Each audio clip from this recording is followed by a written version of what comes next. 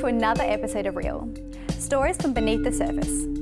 Real, a program that illuminates a youth perspective. I'm Alana Cuche. Today, we are taking it back to basics. This episode shines a light on local services, the men and women who are often taken for granted. Community means different things to different people. Participation, respect, health. These are some of the many qualities that keep a community happy and kicking. Speaking of kicking, let's look at the benefits of self-defense.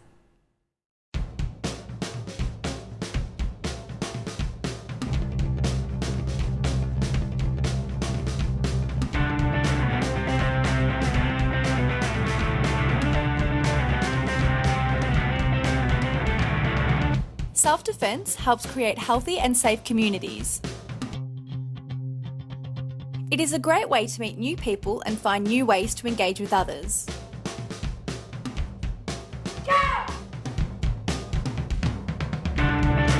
It works on balance and physical conditioning. Classes can be made up of people of all ages and different cultural backgrounds. This teaches the importance of respecting differences and being tolerant of others.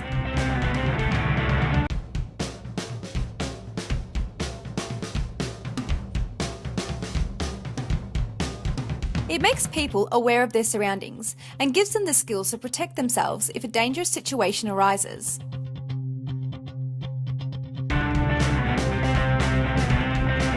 It builds confidence and helps develop self-discipline. It teaches self-respect and has a positive influence on life. Taking self-defense classes is a great way for people to come together as a community, whilst also learning skills to stay safe and healthy.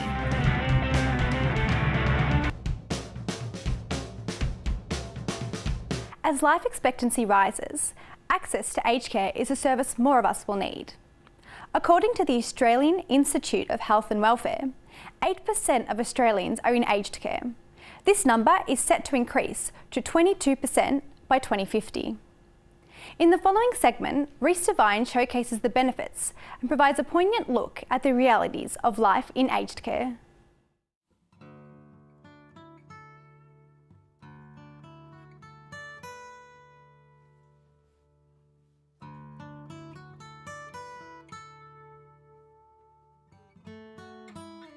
I've grown up in aged care. I was 8 years old when my parents both went into the aged care industry from a management capacity. They owned and operated aged care homes. So I've spent my whole life in aged care, but in my 18 to mid-20s, I was a personal carer. I've done various roles from managing an aged care home and also staff training and development right through to Chief Operating Officer and now Managing Director. So I've built myself up in a management career because of my passion with working with the elderly.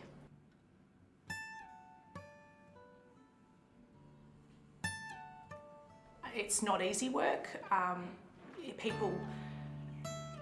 People are challenged because no day is ever the same. And so, yeah, I think the personality trait of someone is almost more important than the skill and experience, because there's great training courses out there that you can engage them in, but attitude's number one for us when recruiting people.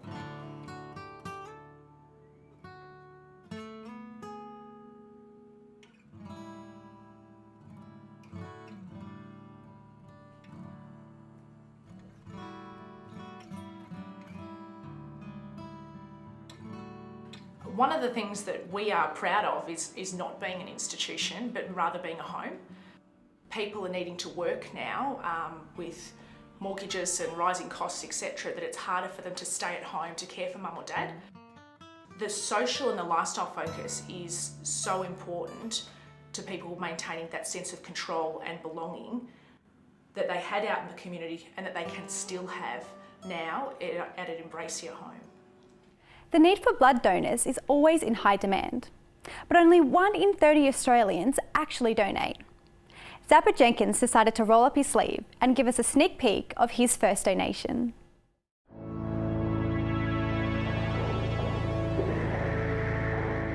No. I haven't donated blood. I haven't, no.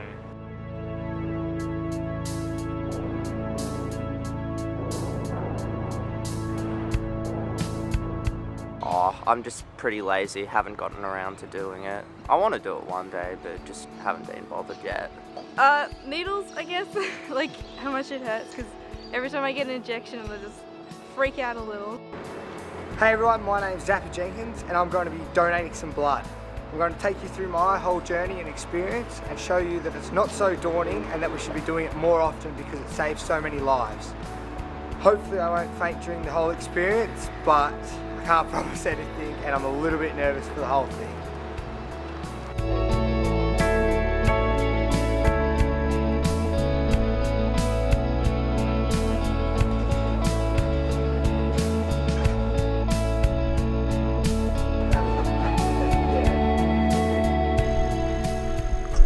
Those big biceps.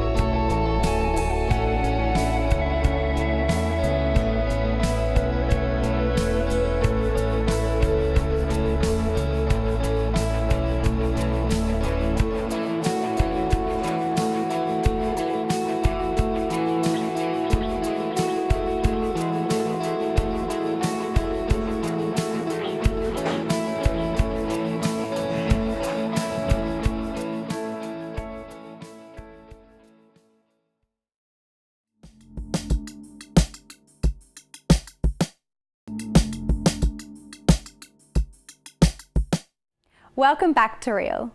In a place like Australia, firefighters play a huge role in keeping us safe. Next up, we take a look into the life of a local firefighter in this documentary by Vincent Cos. It is a traumatic job and you do see pretty much everything.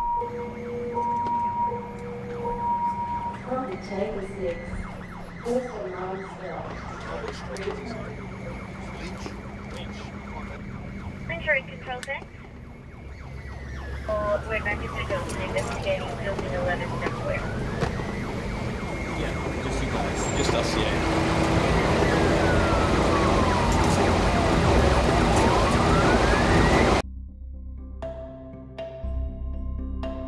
My name's Brian Lowe. I'm 48 years old and I'm a firefighter. The nature of the job never gets boring. I still love coming to work every day and I still can do something different every day, some things that I haven't seen before after all this time. I don't think you get many jobs where that happens. Helping people, the gratitude of people. We get a lot of respect from the public for the job we do, which is quite rewarding. Because of our shifts, we do get a fair bit of time off in blocks. Like we work a normal hours, but we get that time off as well. So you get to spend daytimes with your family, weekends. Sometimes you do have to work at nights, but it seems to me that you get a lot more time with your family. So yeah, look, all of those things make the job rewarding. Yeah, it's just a great job. Generally, you've got to apply. Then you go through a pretty rigorous testing process.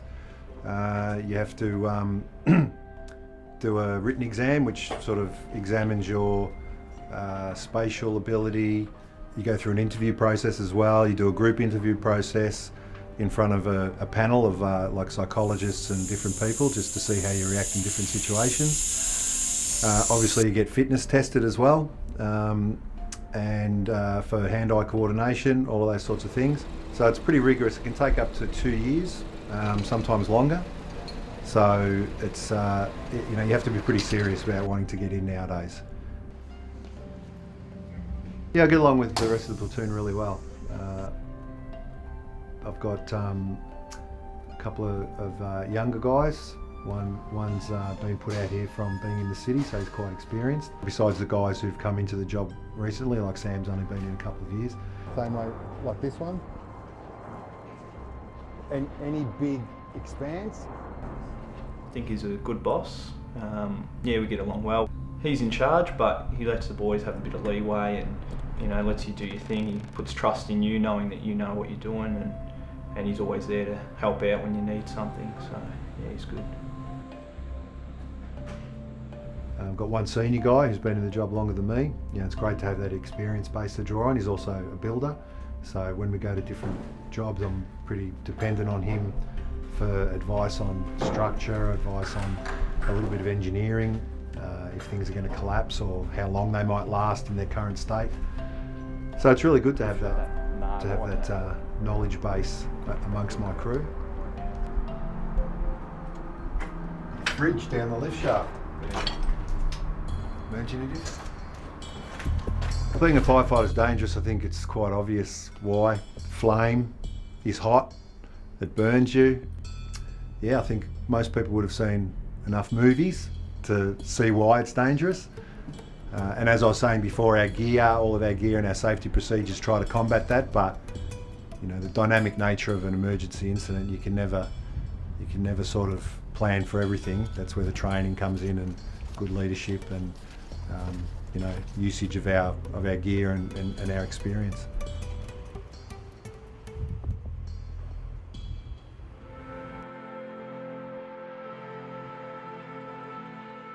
Still, I remember like it was yesterday.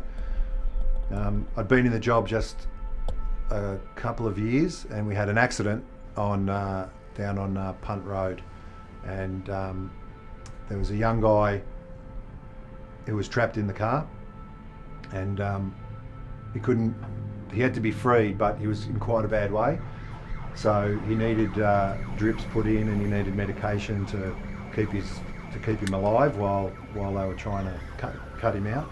But because of the state that he was in, he was conscious, but he wasn't aware of where he was, and he was waving his arms and he was moving around, and they couldn't sort of hold him down to try and get the intravenous drips in to supply him with the water and the saline. You'll be all right, mate. You'll be okay. Just calm down. Didn't really matter what I said, as long as I had that tone of voice, and I think it just penetrated his subconscious that somebody was there, and he calmed down enough and he was still so that they could do what they needed to do.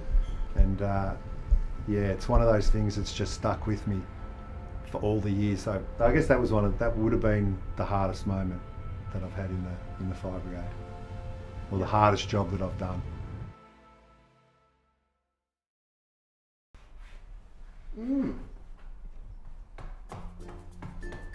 Dancing. Well, my wife's name's Olga. I've been married for a couple of years now. And we have a little daughter named Lily. She's 11 months old. Great personality. She's a lot of trouble, but she's a lot of joy as well. My wife, she's quite happy that I'm in a respected position, and she thinks I'm a bit of a hero, I guess. As all firefighters, she thinks all firefighters are, not just me. But again, that's like an outside perception, somebody who's not in the job. People who are in the job, we don't see ourselves that way. We're just doing the job. I think most of us like to. Most kids would like having their dad being a firefighter. But as I said, I can't imagine doing anything else. If I had to leave the fire brigade, I'd be shattered. I'd be a shattered man. A very realistic look at struggles and the importance of firefighting indeed. Here to speak with us is Dr. Ray Walker, an expert in public health services from La Trobe University. Thanks for joining us, Dr. Walker. Welcome to Real. So we want to talk about the importance of emergency services in our community. How important are they? They are hugely important around when there are threatening situations happen. They're the first people you see, whether it be ambulance or the firefighters or the state emergency service. But one of the things that we also need to remember is that they're part of a much bigger system. So how important is it for people to help out in their community? So planning is definitely a major part, yes. But what else can they do? If you go back a couple of years to the major floods that happened in central Victoria, there was the town of Warwick-Nabil where the floodwaters were slowly advancing in a really threatening way. And quite a lot of towns had been inundated. At Warwick-Nabil, they had one particular person who was like a community leader, but a whole lot of other people who worked with him.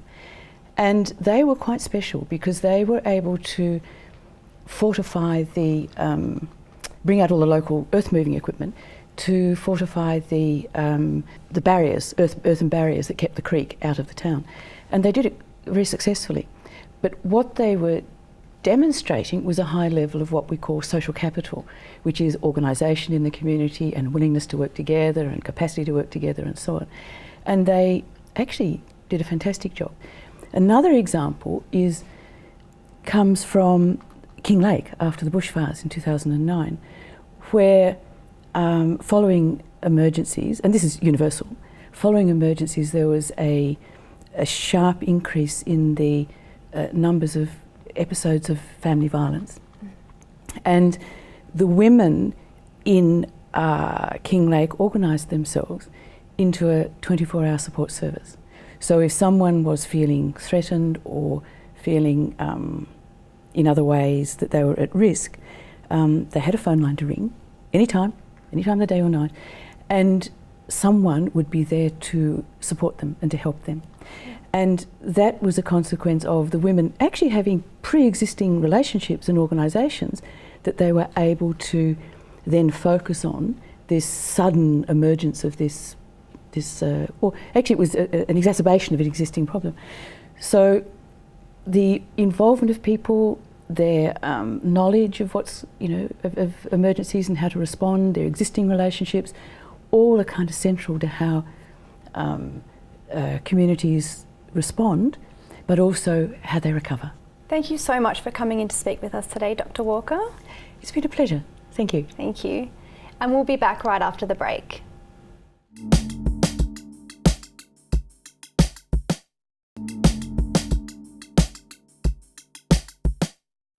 Welcome back to Real. The Missing Persons Coordination Centre works at reuniting people with their loved ones. The traumatic effects of someone missing are felt by many in the community. Now, with an important message highlighting the devastating realities surrounding missing persons, here's Jovan Balach. Each year, 35,000 Australians go missing. Of these 35,000, 20,000 are children under the age of 18. Brothers, sisters, daughters and sons. The same story applies all around. Fathers, mothers, lovers and friends. 95% of those reported missing are usually found within a week. The other 5% are not seen or heard of for longer than 6 months. That is over 1,600 Australians who have yet to come back home.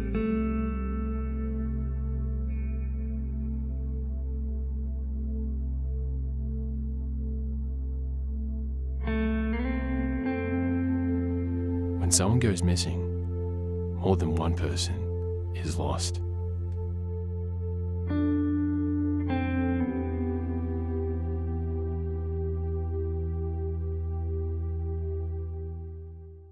We all know art is an important part of culture and self-expression. Daniel Lynch is a local Melbourne artist who works primarily in waste materials. Let's take a look at his art and the way sustainability and creativity help the community. I really want my work to kind of be about overconsumption, waste, that sort of stuff. I work pretty much exclusively in junk and waste materials. Some say a street artist. I'm just an artist. I put stuff on the street, I put stuff in the gallery, I work here in the studio. A lot of art is just decoration these days. It's just like, doesn't really mean anything or say anything, and I didn't want to do that. I wanted to create something that people can think about and look at and kind of come away with a new understanding about their own life. By, making work that I install out in the public, I do want to kind of scare people into thinking about their own waste and their own disposal of their own waste. We live in such a consumerist society, and it just seems like people just fit these roles so easily of just consuming stuff and wasting stuff. I try and be optimistic about it. Anything I can take out of that system it's got to be a positive. I tend to go out to regional areas a little bit and go and work with kids out in the bush and out in different sort of communities. And a lot of city kids too. We do a lot of junkie projects, workshops. Not only are they kind of engaging in these like practices of trying to make stuff out of garbage, but they're also kind of using their hands and getting back in touch with these practices that are just so, you know, basic to life, but I think we're just really quite removed from in our society these days. Art is how we tell our history, it's how we teach our kids, it's how we explain our passions, our joys, our love, and so we should support that in our community and not just be throwing money into coal mining and other horrible pursuits that ruin our planet. Stop buying more junk, stop filling these holes in your life with more gadgets and more crap, more items. They won't make you any happier, they just make our planet sadder, and eventually that is gonna really catch up with us. If you were to name one of the most physically and mentally taxing jobs, what would you say? Paramedics are listed as having one of the most stressful occupations ever. In Natalie Tantaro's piece, we explore the courage and passion behind being a St John's Ambulance volunteer. My name is Dino Tantaro. I was an officer for St John Ambulance for 6 years. The first time I entered St John's, I was 11 years old and finished up when I was 16. The thing about joining St John Ambulance is that it is putting ordinary people in extraordinary situations where you just never know what's going to happen. And when we're trained to deal with as many situations as you can, and sometimes no matter how well trained you are, you just never know what's going to happen next.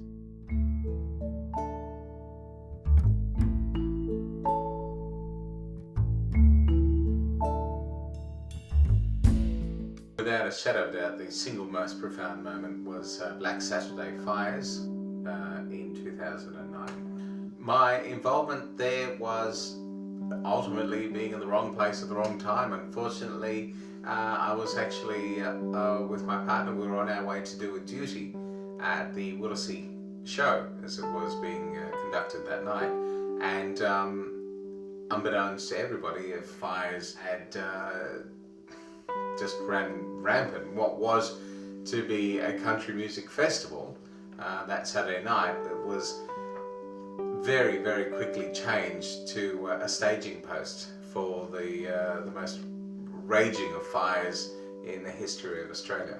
Volunteers make up the community. To suggest that it's a healthy community is probably the most apt way of describing it. That's all we have time for tonight. Join us next week where we discuss the effects of music on the mind. I'm Alana Cucce, and thanks for joining us on Real.